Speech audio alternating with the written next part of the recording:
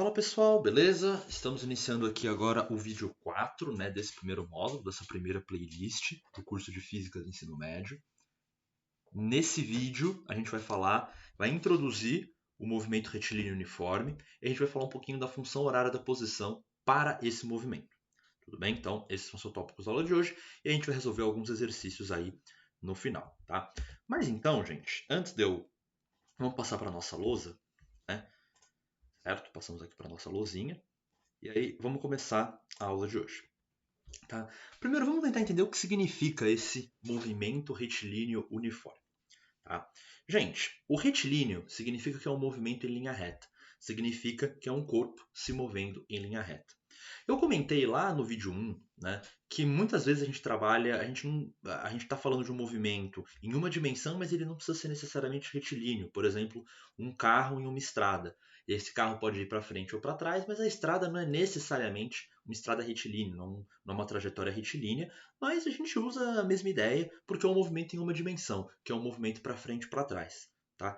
Inclusive, muitos autores preferem não usar o termo movimento retilíneo uniforme, preferem usar o termo apenas movimento uniforme. A gente joga a palavra retilíneo fora, e se a gente fizer isso, a gente fica aqui ó, com o chamado movimento uniforme. Tudo bem? Então, isso aqui é uma coisa que às vezes aparece por aí. Tá? Então, se vocês virem mu, pensem no MRU. A ideia vai ser sempre a mesma. Tá? Vai ser um movimento que tem uma dimensão apenas, ou seja, o corpo pode ir para frente ou para trás, né? Duas orientações possíveis apenas. E a direção é fixa, né? Ele só pode ir para frente ou para trás, direita, esquerda, alguma coisa nesse sentido. E o termo uniforme. O que significa o termo uniforme? O termo uniforme significa que o movimento se dá de forma uniforme. Basicamente, o que ele quer dizer aqui é que a velocidade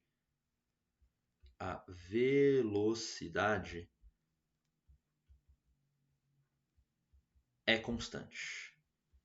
É isso que ele quer dizer quando ele fala de movimento uniforme. Velocidade constante.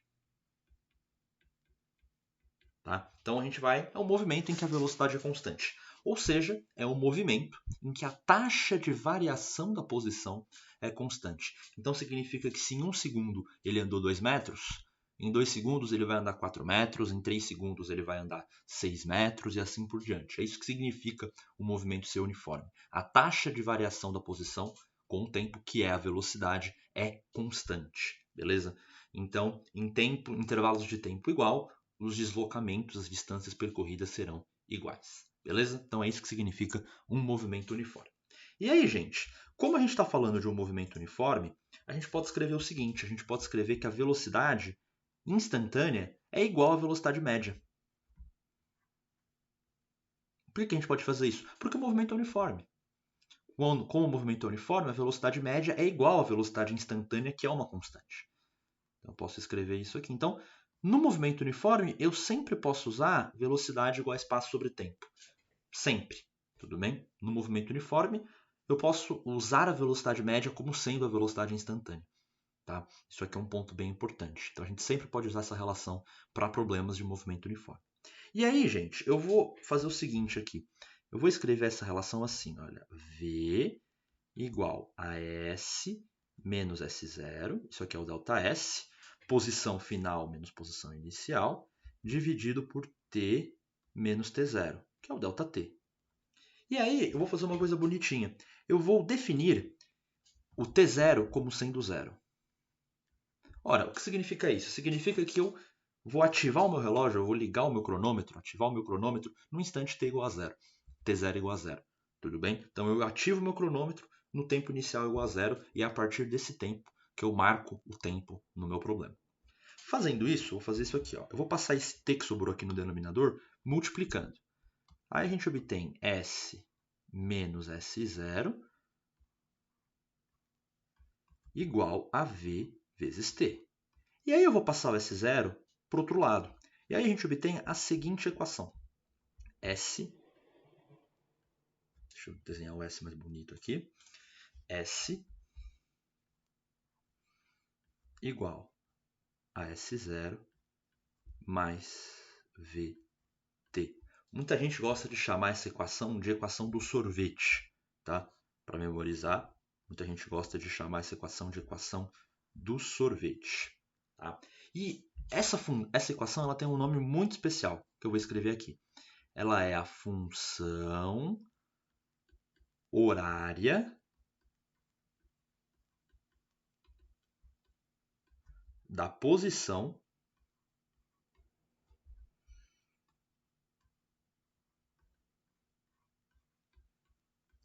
no MRU.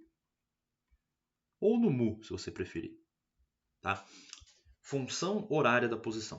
O que significa função horária da posição? Significa que... O que significa o primeiro termo função horária? A função horária é uma função do tempo. Função horária é uma função do tempo. E é a função horária da posição. Por quê? Ela me dá a posição S como função do tempo. Então, ela é uma função horária da posição, porque eu tenho a posição em função do tempo. Isso aqui é uma função do primeiro grau. S0 e V são constantes. A variável aqui da minha função é a variável t. Repara que ele aparece aqui com grau 1, expoente 1.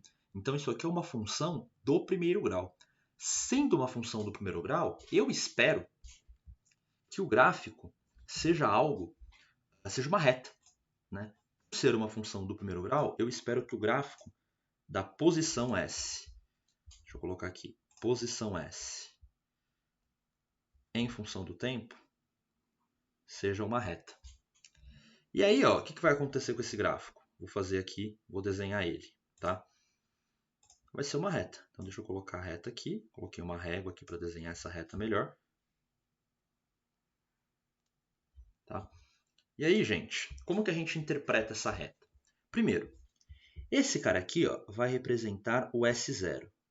Como assim? Ele é o coeficiente linear da reta. Aqui, gente, eu estou falando usando uns termos um pouco mais de matemática. Quando você estudar lá a função do primeiro grau em matemática, em algum momento o canal vai ter aulas de matemática, e aí eu vou explicar lá a função do primeiro grau. Tá? Você vai aprender que quando você tem uma função do primeiro grau desse tipo aqui, ó, y igual a ax mais b, você vai aprender que este cara aqui, o b, que é o termo independente, ele é chamado de coeficiente linear.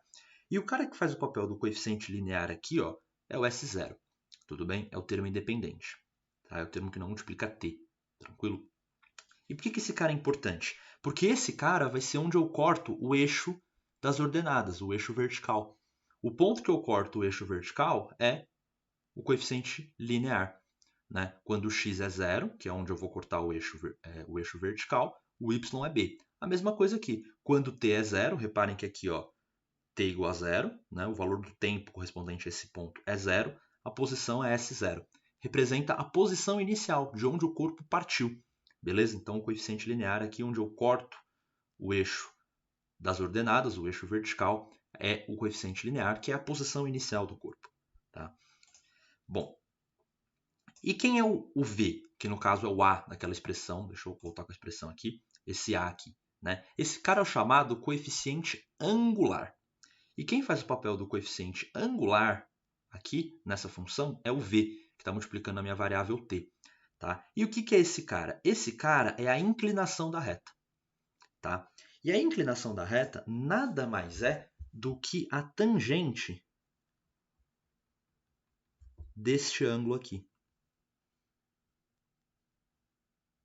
Vocês querem ver como isso faz muito sentido? Esse carinha aqui, ó, nada mais é do que um intervalo de tempo. E este carinha aqui nada mais é que um deslocamento. A tangente, a velocidade v, é a tangente de alfa, que nada mais é do que o cateto oposto ΔS dividido pelo cateto adjacente ΔT.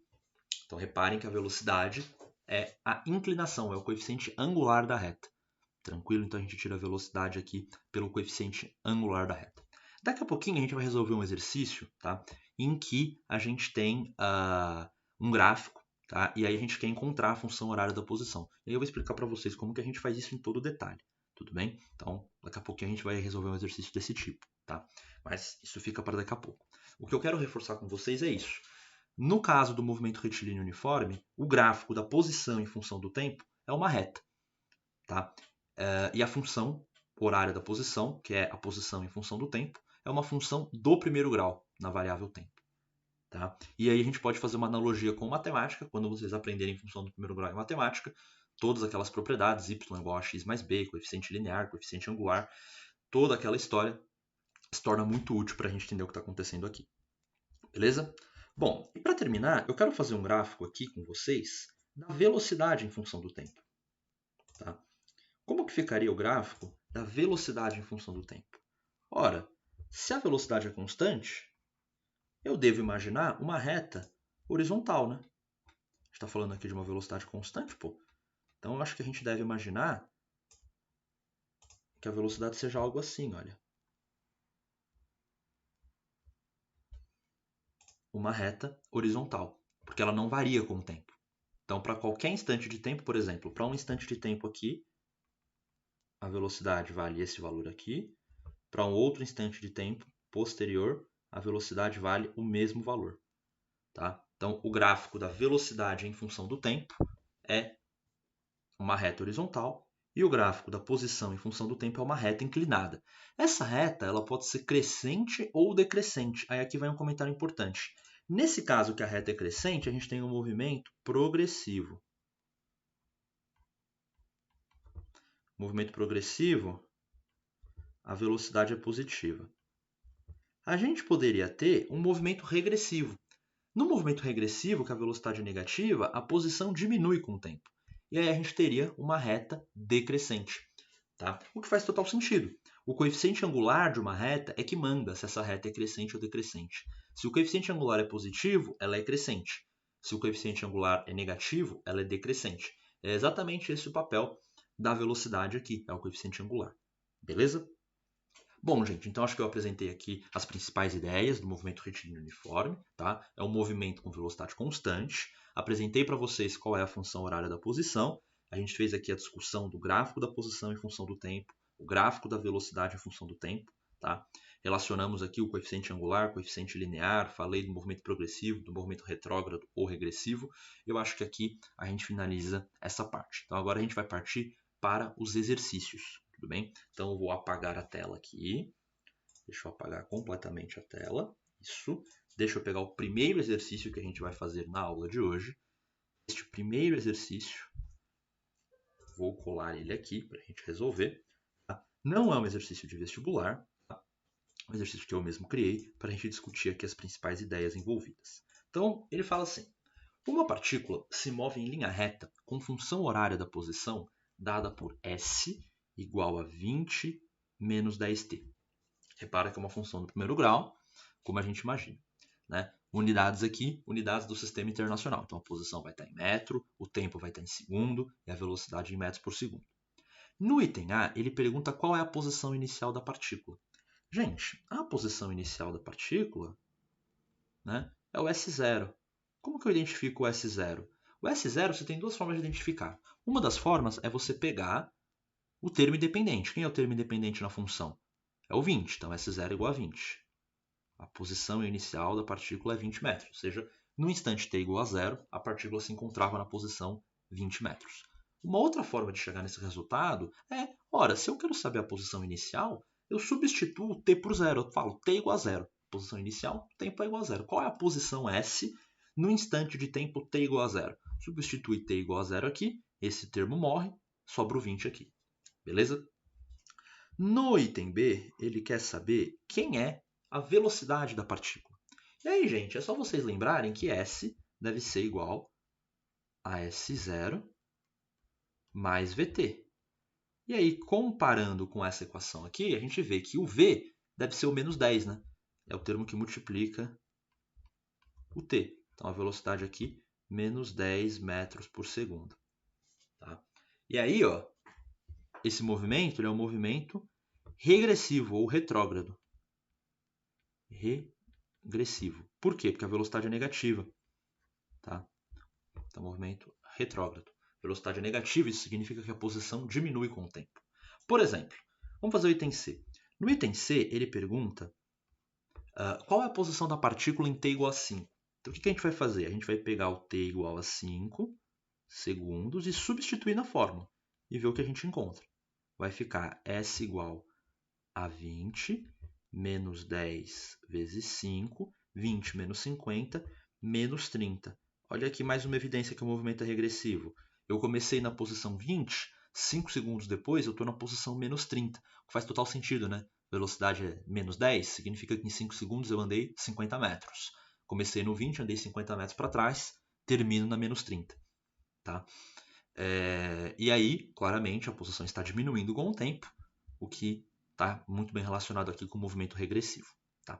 E o item D tem uma pergunta muito legal, que é o seguinte, ele quer saber em que instante de tempo a partícula está na origem do sistema de coordenadas. Ele quer saber, né? No item C, o que a gente resolveu? No item C eu perguntei assim, no instante de tempo t igual a 5, qual era a posição da partícula?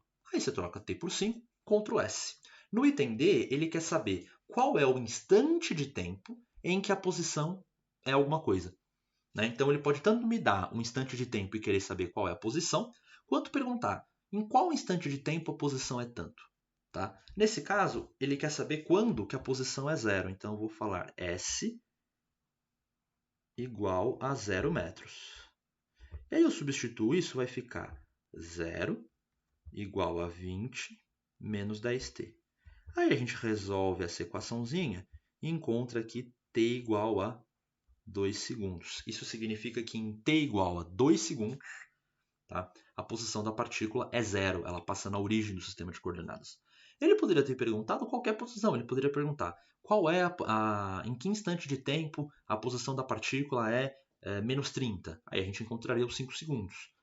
Em que instante de tempo a posição da partícula é menos 90? A gente encontraria um instante de tempo. Legal? E aí, eu vou fazer aqui um gráfico, tá? Quero fazer um gráfico da situação. Deixa eu fazer aqui um gráfico para a gente. Então, deixa eu fazer aqui o gráfico da posição em função do tempo. Não ficou muito reto, mas eu acho que vai dar para entender a ideia. O que está acontecendo? Eu começo no instante t igual a 0 na posição 20, que está marcado aqui. Aí, o que acontece? Um segundo depois, eu estou na posição 10. Então, um segundo depois, eu estou na posição 10. Um segundo depois, eu estou na posição 0, que é o t igual a 2. Um segundo depois, eu vou estar na posição menos 10. Então, aqui no instante t igual a 3 segundos, eu estou na posição menos 10. Um segundo depois, eu vou estar na posição menos 20. Um segundo depois, eu vou estar na posição menos 30, que é o instante que a gente calculou aí, a conta que a gente fez aí no item C. E assim por diante. E aí eu vou ter aqui os instantes de tempo. Conforme o tempo vai passando, a posição vai diminuindo. A cada segundo eu caio, eu diminuo 10 metros de posição. Tá? E aí o gráfico vai ser algo, uma reta. Estou tentando desenhar a melhor reta possível aqui. Tá? Uma reta que passa por esses pontos. O gráfico não ficou muito bom, mas a ideia é que seria uma reta aqui. Deixa eu ver se eu consigo melhorar isso. Né? Vou fazer aqui um pouquinho por pouquinho. Pá. Acho que agora está ficando melhor. Tá? É uma reta e essa reta continua aqui, viu, gente? Essa reta segue. Tá? Conforme o tempo passa, a posição vai diminuindo cada vez mais. Beleza? Então é isso. É uma reta decrescente, o que indica que o movimento é retrógrado. Tá? Reparem que aqui a gente tem uma reta decrescente. E eu corto aqui no instante 2 segundos, que foi o que a gente encontrou aqui. Tá? Esse cara, muitas vezes, a gente chama de raiz da função. Uma raiz da função é o valor da função, é o valor, no caso de t, que zera s. Quando você tiver y como função de x, a raiz vai ser o valor de x que zera y. Mas isso é uma coisa que fica mais para matemática. Tá? Então, é isso. Esse é o problema. Bem tranquilinho, né? Eu acho que não deve ter trazido muitos problemas para vocês. E aí, só quero comentar uma coisa, gente, que é importante aqui, é o seguinte. E se eu quisesse calcular, por exemplo, qual é o instante de tempo em que a posição é, sei lá, 40 metros? Qual é o instante de tempo? Bom, a gente substitui na fórmula. 40 igual a 20 menos 10t. quando a gente fizer essa conta, a gente vai encontrar que o t é menos 2. E aí a pergunta é, isso aqui é razoável? O tempo pode ser menos 2? E a questão é a seguinte, gente. Em matemática, quando você tem uma função, tá? Em tese, uma função do primeiro grau em matemática pode ter aí valores negativos no eixo x. Então, em tese, eu poderia pegar essa reta aqui, ó, e continuar desenhando ela. Beleza? Acontece que em física, né, não importa muito. O tempo negativo não é uma coisa convencional. Né? A gente ativou o nosso cronômetro aqui, quando o corpo estava aqui. Né? Então, não faz muito sentido a gente pensar num tempo negativo. Então, isso aqui não faz muito sentido para esse problema. Tá? Em matemática, pode até fazer sentido. Você tem uma função do primeiro grau e você se pergunta qual é o valor de x quando y é 40? Aí você encontra x igual a menos 2. Legal. Tá? Agora, aqui, em física, como o tempo tem que ser uma coisa positiva, tal, isso aqui não faz muito sentido. Beleza? Então, a gente nem pensa muito nisso aqui. Tá? Então, aqui foi só um comentário um pouco extra. Bom, legal. Então, finalizamos essa questão. Agora vamos fazer a segunda e última questão que eu tenho separado na aula de hoje, que é uma questão de um gráfico, né? E eu quero que vocês encontrem a função horária da posição para esse gráfico. Então, vamos lá. Eu vou dar o gráfico para vocês, então eu falo. O gráfico da posição em função do tempo de uma partícula que se move com velocidade constante em linha reta é dado a seguir. Encontre a função horária da posição. Ora, gente, a função horária da posição tem fórmula. S igual a S0 mais VT. Bom, o que a gente precisa fazer é encontrar o S0 e o V, que são as constantes. E aí a gente vai ter uma função S como função de t. Tá? Nesse caso, ele já deu o S0 pronto para a gente. O S0 está aqui. Ó. Tá? Então ele já deu o S0 pronto para a gente. E a velocidade a gente calcula por ΔV sobre ΔT. Eu posso usar a fórmula da velocidade média. Opa, ΔV sobre ΔT não. Opa, ΔS sobre ΔT. E por que eu posso usar essa fórmula da velocidade média? Porque como a velocidade é constante, eu posso usar a fórmula da velocidade média sem problema. Tá? O ΔS, eu fui de menos 2 até 48. Então é 48 menos 2. Lembra que é o coeficiente angular, né? O V vai ser o coeficiente angular. E o ΔT foi 10 segundos. Bom, isso aqui vai dar 50 dividido por 2, que dá 5. Bom, a gente já tem a velocidade e o S0, então a gente pode escrever a função horária da posição. S igual a menos 2 mais 5t. Repara que quando t for 10, vai ficar 5 vezes 10, 50, menos 2, 48. Quando t for 0, esse termo morre, fica menos 2. E se eu quiser saber esse ponto aqui, onde eu corto esse ponto aqui, ou seja, eu quiser saber qual é o instante de tempo quando S igual a 0. Ora, troco S por 0 e procura o tempo. Fazendo a conta, a gente vai encontrar que o tempo é 0,4 segundos. Então, este instante de tempo aqui é o instante de 0,4 segundos. Tá? E aí, com a função horária, eu posso achar qualquer coisinha. Beleza? Então, é desse jeito que a gente brinca. Tá? Só um comentário extra sobre essa questão. Imagina que ele me desse 2 pontos no gráfico e um desses pontos não fosse o S0. Tá? Fosse um outro ponto. Por exemplo, ele me desse um gráfico assim, olha. Algo desse tipo aqui, ó. Aí ele fala, por exemplo, que ele dá esse ponto e esse ponto para mim. Como que eu posso encontrar a função horária da posição? A ideia é o seguinte, é você tratar essa equação como resolver um sistema.